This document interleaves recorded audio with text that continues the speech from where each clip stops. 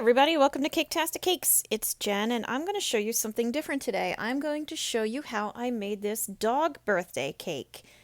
And if you see me using any tools or supplies you can use, in this case, go to the supermarket because that's where I got everything. I'm going to start with the cake batter first. I'm going to show you how I made all of this, okay?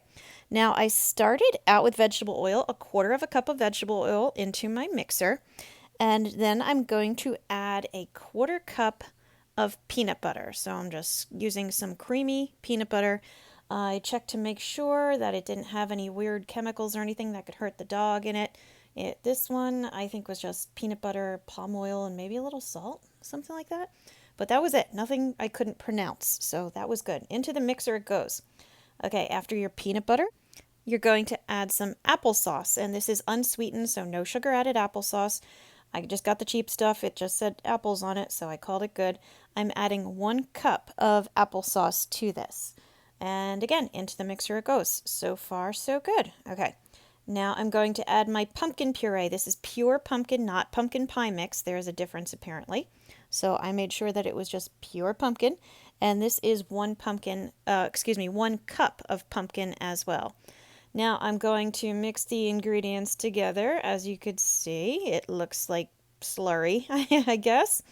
Once you get it mixed pretty nicely, add 1 egg to it. And I guess that'll help it, with the combining while you bake it. Now I'm going to add 2 cups of all-purpose flour. And this recipe can be cut in half if you want to. If you do cut it in half, just stick with 1 whole egg. You don't have to try to work out half an egg. The dogs will not care. I am adding now 1 teaspoon of baking soda to my flour. I mixed it together and just stirred it in.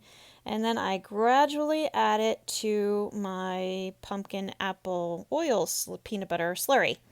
Just slowly work it all in, dump it all in eventually. This is, I actually had my mixer maybe on like a 1/4 speed, half speed. It looks fast just because I speed up these videos. But mix it all in and you end up with this dough basically. Now I am putting my dough into 2 8-inch pans. I've never done this before or this recipe before. I've never been given a dog a cake order before, so I wasn't sure how it was going to rise, how it was going to turn out, whatever. I'll tell you what, it did not rise really much at all. It did bake up pretty darn nicely, I gotta say. I baked it at 350 for about 25 minutes. And I'm going to be doing this again because apparently people in my area want dog birthday cakes. And this time, if I'm going to do it, I'm going to put it into a 6-inch pancake. So that way it'll sit a little taller. It just felt kind of thin to me.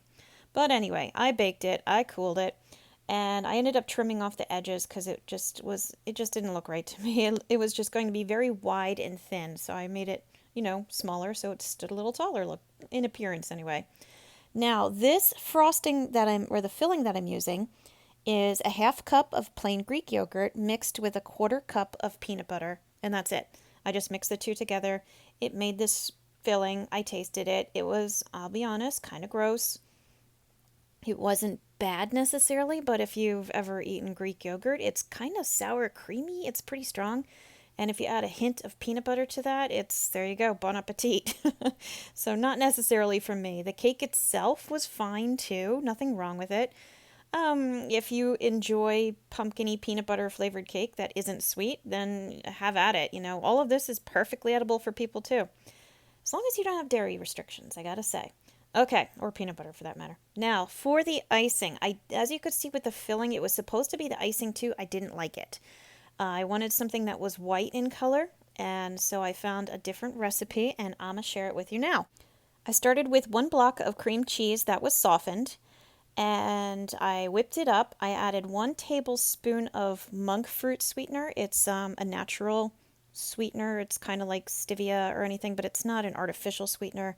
You could use honey, like a tablespoon of honey if you wanted to, something like that. I honestly don't know why it matters to add a sweetener because they're dogs. They like it anyway. But yeah, there you go. I then added 2 cups of Greek yogurt to this mix.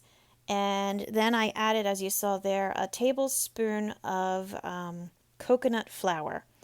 I needed something to kind of thicken it up so it would hold its shape. And I went with coconut flour. You could use cornstarch if you wanted to. all in all, I think I ended up using 4 tablespoons of coconut flour. And next time around, I think I will try to find some cornstarch just because it came out beautiful and white, as you see here. I'm just covering up my cake like you would any other cake. I covered the top. It spreads beautifully. It's nice and thick. It holds its shape. It'll be perfect for piping. And it's nice and white. So I can add a touch of food coloring to it, natural if you have it. If not, use your other stuff. Just go very lightly with it. But anyway, it had a bit of a gritty texture to it, and I did taste it. And if you like cream cheese flavored Greek yogurt, then this, you will be in love with it. I am not such a fan, it turns out, of Greek yogurt. Overwhelming flavors of Greek yogurt and everything. But anyway, I piped it up, put it in my bag. I'm just using a regular star tip. I made this little pattern around the top. Not exactly my best work, but I don't think the dog minded. I did just a regular old star at the bottom, all the way around to make a nice border. And you can see too that this really is a nice, I want to call it buttercream. It's not cheese cream-ish cream to decorate with. It just holds its shape. It's nice and firm. It supports these little dog biscuits I got. It's perfect. It was perfect. So anyway, I ended up getting a box of milk bones that had different colors in them because I want a little bit of variety here. So I stuck 2 red ones on the side, a yellow one on the front and back because it is a dog's cake, so we got to make it doggy. I ended up using some of my extra icing and I added a touch of blue, like literally just a touch of blue food coloring to it. Just mixed it in just like normal you would with anything. Put it in a bag with just an open tip. Wrote out Happy 4th Birthday Diesel. Diesel was the dog, in case you couldn't guess. I took some more of my milk bones and I just outlined them in blue to give it a little bit of decoration because normally, I'd be making decorations, but this time I'm keeping it dog friendly. Now these are milk bones, and so I flipped them over so the back was showing. So the back doesn't have the word milk bones stamped across the whole thing. So that's just what I did. And yeah, I did 4 of them. And I just stuck them on either corner of the cake, kind of like that, so they're staggered with the ones I put on the side. And then I also took some of that blue icing and put some dots between my stars at the bottom, just here and there. I think I spaced it out like every 4 stars, like between every 4 stars. And I just went all around the cake because it was nice and easy, made it a little more colorful. And again, I didn't want to add too much color to it. There's all kinds of recipes out there for using spices and boiling cabbage and blueberries and strawberries. I don't know how much a dog appreciates that much effort, and I don't know a human who would really want to pay for that much effort, because to make your own natural colors is kind of time inclusive. But anyway, a touch of color, little food coloring, little splash of color here and there on the cake isn't going to make anyone sick, I don't think. Now I added a little bit of brown, so I'm making some paw prints as you see around my cake. I just put them between the biscuits at the sides. I put a top, bottom, and left and right of the doggy's name on top of the cake there. Put some between my blue dots on the top there, and I meant to put them on the bottom and forgot. But anyway, there you go. There's a 100% edible doggy cake. And here is a little clip of Diesel enjoying his cake that the customers sent me, as well as this stinking adorable little picture of him getting ready for his slice of birthday cake. This was a lot of fun to make. I'd never made one before, so I really enjoyed trying it out. So thank you for watching this video. Please like and subscribe because it really does help me out. I've got a ton of other videos out there, so be sure to take a look around. And as always, thank you for watching Caketastic Cakes.